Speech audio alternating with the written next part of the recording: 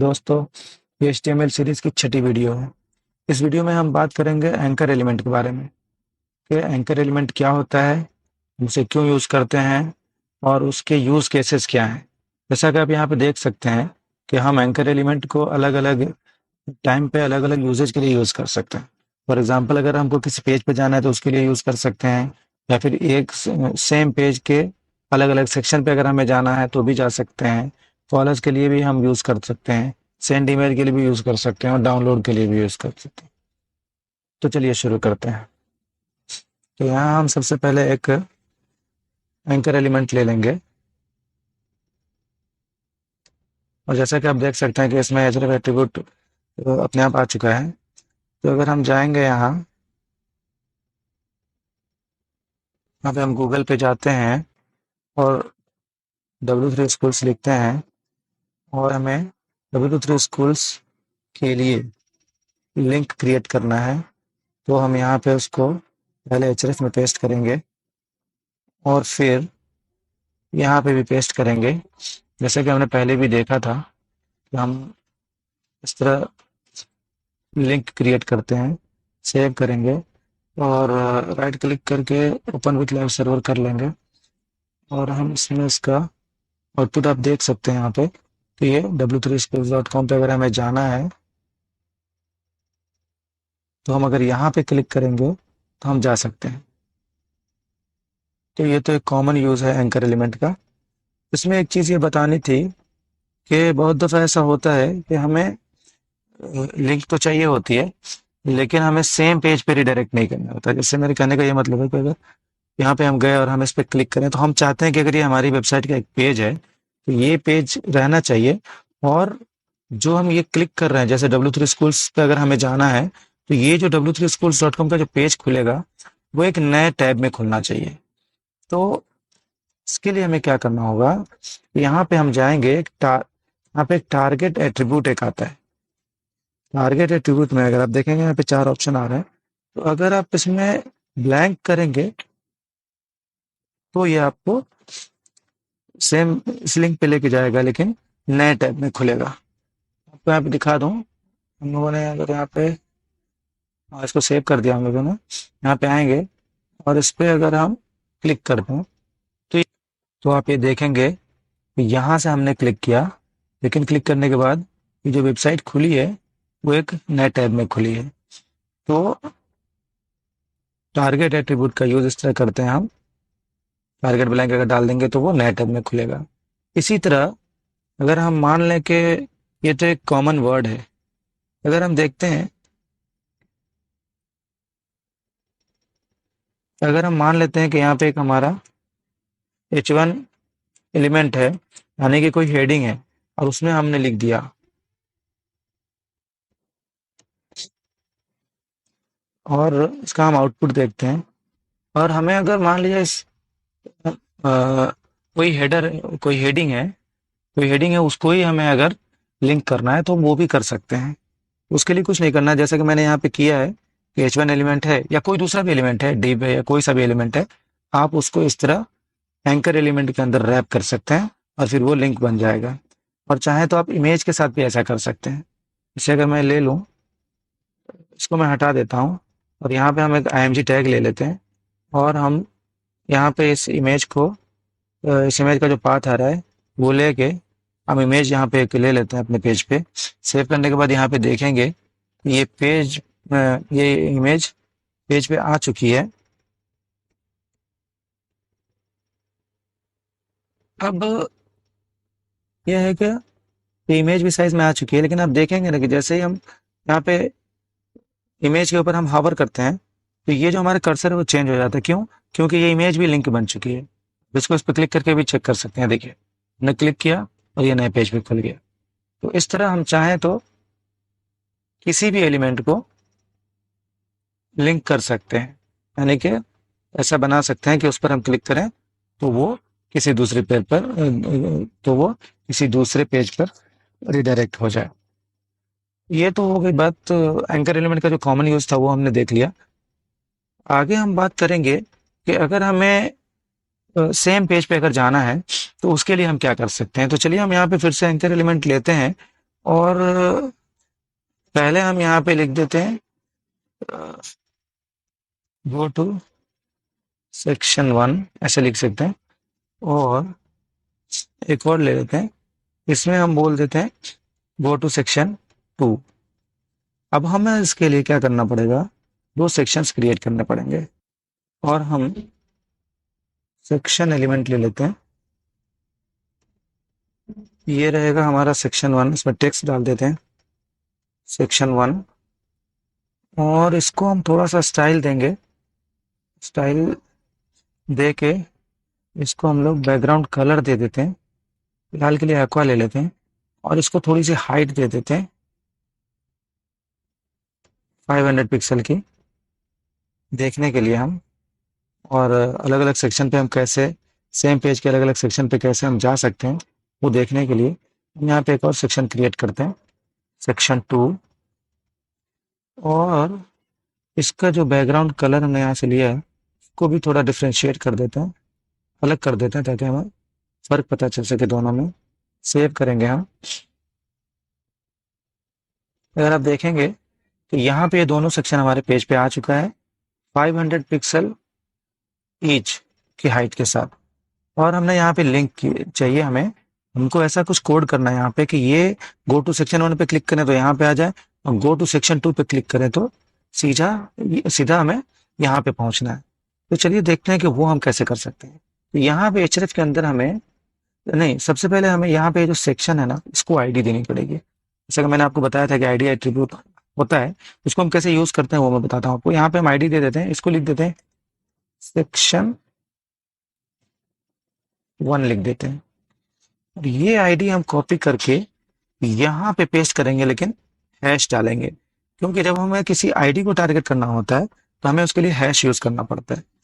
और उसी तरीके से यहाँ पे भी हम एक आईडी देंगे, और इसमें हम सेक्शन 2 लिखेंगे।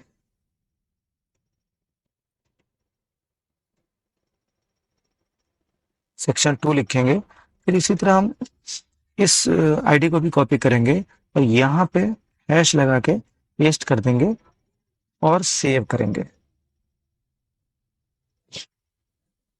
तो यहाँ हम आते हैं, देखिए यहाँ पे सेक्शन 1 पे अगर हमने क्लिक किया, करने की जरूरत इसलिए नहीं है क्योंकि ऑलरेडी सेक्शन 1 पे ही है हम यहाँ पे। फिर भी हम क्लिक करके देख ले, तो देखा आपने सेक्शन 1 बिल्कुल ऊपर आ गया। हम स्क्रॉल करेंगे और यहाँ पे गो टू सेक्शन 2 लिखा है, इस पे क्लिक करेंगे तो देखिए सेक्शन 2 ऊपर आ गया। तो आपने देखा कि किस तरह अगर हमें सेम पेज पे ही अगर अलग अलग सेक्शन पे जाना है तो उसके लिए भी हम एंकर एलिमेंट का यूज कर सकते हैं। आगे बढ़ते हैं, और एक चीज और करनी थी कि गो टू टॉप भी हम कर सकते हैं। अगर मान लीजिए हम नीचे, मैंने एक बटन दे दिया, यहाँ पे एक और एंकर एलिमेंट ले लेते हैं और हम इसमें लिख देते हैं go to top. Go to top हमने लिख दिया, सेव किया। अगर आप देखेंगे तो यहाँ पे ये गो टू टॉप वाला बटन आ चुका है। अब हम जब हम यहाँ पहुंच चुके हैं और मान लेते हैं कि बहुत लंबा पेज है और हमें ऊपर जाने के लिए एक बटन चाहिए, हमने बना लिया, तो कुछ करना नहीं है, बस सिंपली एक एंकर एलिमेंट लेना है और इसमें सिर्फ ये हैश डाल देना है बस। अगर आपने एम्प्टी हैश भी डाल दिया, मतलब सिर्फ हैश भी अगर डाल दिया एचरेफ में, तो ये गो टू टॉप का काम करेगा। आप देखेंगे अभी इस पे मैं क्लिक करूंगा, ये देखिए ये ऊपर पहुंच गया। तो आपने देखा कि कितने सिंपल तरीके से हम गो टू टॉप का बटन हम HTML के एंकर एलिमेंट का यूज करके बना सकते हैं। तो ये तो यूज केस हमने देखा कि कैसे अगर हमको अलग अलग पेज पे अगर रिडायरेक्ट करना है तो कैसे हम लिंक क्रिएट कर सकते हैं एंकर एलिमेंट के थ्रू। और अगर हमें सेम पेज पे अलग अलग सेक्शन पे जाना है तो उसके लिए भी हम कैसे यूज कर सकते हैं एंकर एलिमेंट को। और अगर गो टू टॉप का बटन बनाना है तो भी हम एंकर एलिमेंट के थ्रू बना सकते हैं। अब हम आगे बढ़ते हैं और ये देखते हैं कि हमें अदर यूसेस केसेस का अगर हम देखेंगे, जैसे मान लीजिए कि हमको अगर बनाना है कि अगर हमें बनाना है सेंड ईमेल, ठीक है, सेंड ईमेल के लिए भी हम एंकर एलिमेंट लेंगे और उसमें हम लिख देंगे, यहां नहीं, यहां लिख देंगे सेंड ईमेल। ये हमने लिख दिया, सेव करेंगे, आउटपुट देखेंगे, सेंड ईमेल तो हमने यहाँ पे लिख दिया। अभी इसको हम करेंगे क्या, अगर हमें ईमेल भेजना है तो यहाँ पे हमको लिखना पड़ेगा मेल टू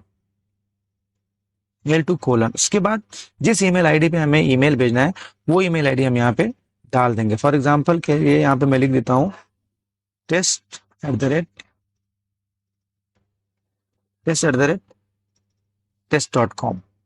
अभी हम आएंगे आउटपुट में देखेंगे, यहाँ पे आप देख सकते हैं कि अगर आप यहाँ पे क्लिक करेंगे ना, ये देखिए ये हमें बता रहा है कि आप यहाँ से मेल के थ्रू या फिर आउटलुक या फिर अलग अलग ऑप्शन हमें दे रहा है कि यहाँ से जाके आप ईमेल कर सकते हैं। तो दोस्तों इस तरह हम सेंड ईमेल का बटन भी हम href एलिमेंट यूज करके क्रिएट कर सकते हैं। आगे बढ़ते हैं और हम देखते हैं कि अगर हमें कॉलर्स का बटन क्रिएट करना है तो उसके लिए भी हमको एंकर एलिमेंट ही लेना पड़ेगा। यहाँ पे हम लिखेंगे कॉलर्स कॉलर्स कॉलर्स और फिर अगर मान लीजिए सेव करते हैं इसको, आउटपुट हम देखते हैं यहाँ पे कॉलर्स का बटन आ चुका है। अब हमें अगर इसको आगे फिर हम लोग href के अंदर ही कोड लिखेंगे जिससे वो कॉल का बटन बन जाए। उसके लिए हमें क्या करना पड़ेगा, टेल कोलन यूज करना पड़ेगा। टेल कोलन, उसके बाद जो भी नंबर आपका है जो भी है, फॉर एग्जाम्पल के लिए मैं दे देता हूँ 98981234 5, ऐसा कुछ भी नंबर हम दे देंगे और सेव करेंगे।